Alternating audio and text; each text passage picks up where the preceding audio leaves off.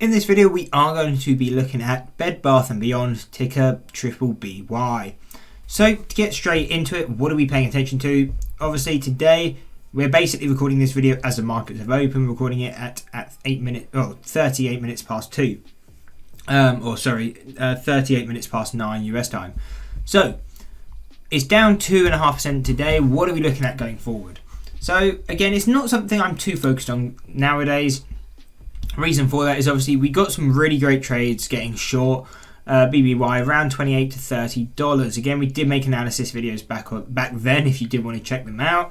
And again, we got another trade opportunity basically on this $15. I think we started shorting at $13.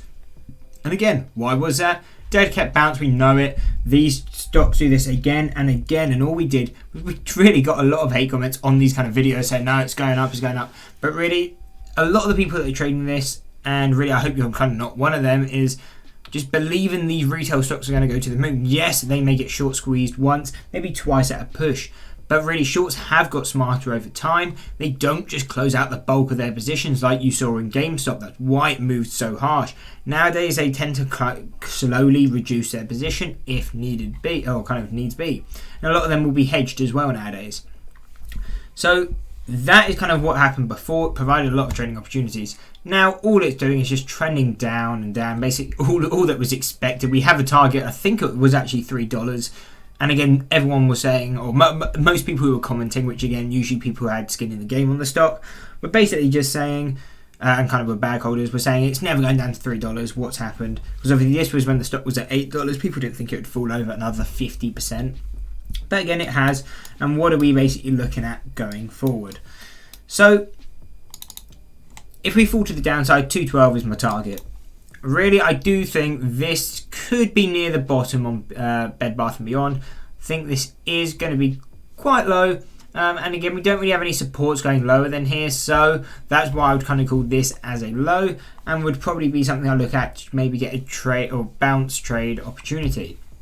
On the other hand, if we start pushing up, then we have targets of $7.70 and $9.25. Now these will provide basically two trade opportunities.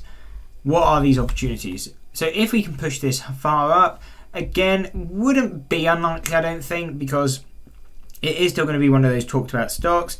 All it requires is kind of Reddit to pump it again. I don't think we're going to get that move back to $30. I don't think we're going to get another short squeeze. But seeing it go up, 100, 200% on a stock like this, wouldn't say is impossible. So 770 would be that level I'll be paying attention to. The first time we hit this, hit the short, or I'd be hitting the short. Looking for that pullback. Obviously when we're up maybe a point or so, move our stock to break even in anticipation of playing it back to basically $3.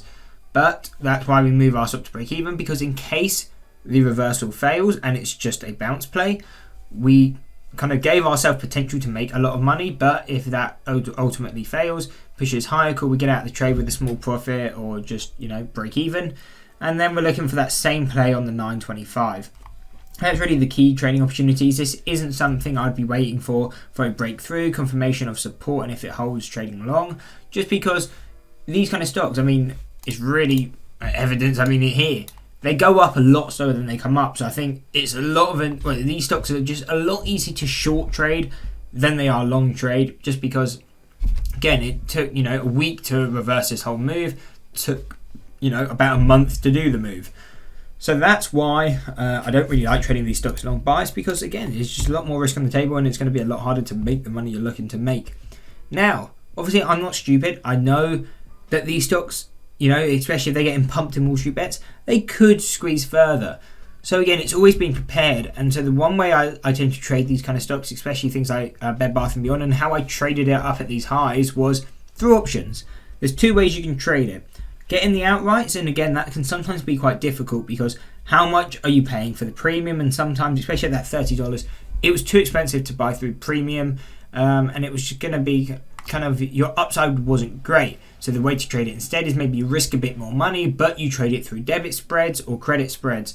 And what they essentially are is you buying and selling different strikes on the same date of expiry, and this is basically giving you a defined risk, a defined upside, and as long as it closes below that value at the time of expiry, you make your full profit. And that's why I traded it at this level, because again, I didn't know if 30 was going to be that exact top. That's what my technicals were telling me, that's what my standard deviation channels were telling me, so this is when I'm going to take the trade.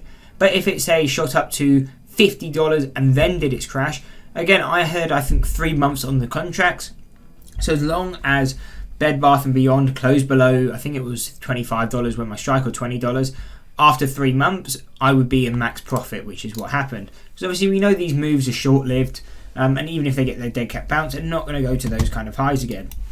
That's really the trading opportunity, and the trade breakdown I'd be looking at on Bed Bath & Beyond is not something I'm looking to trade with shares, or probably not even outright options.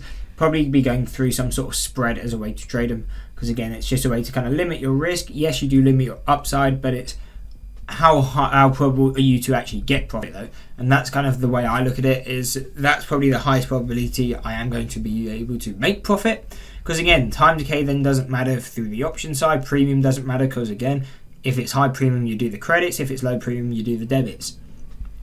So that's really how I'm looking at this trade plan, and obviously if we break above $7, not very unlikely that we stay at those kind of highs. So again, that's why I'd be looking at it short bias. And you can see, even since we started this video, I think we said it was at about 2.5% down. It's already down 7%. So again, it just shows how weak this stock is. Anyway, I hope you enjoyed the breakdown. If you did, why not drop a like and subscribe, and check out one of these 2 analysis videos.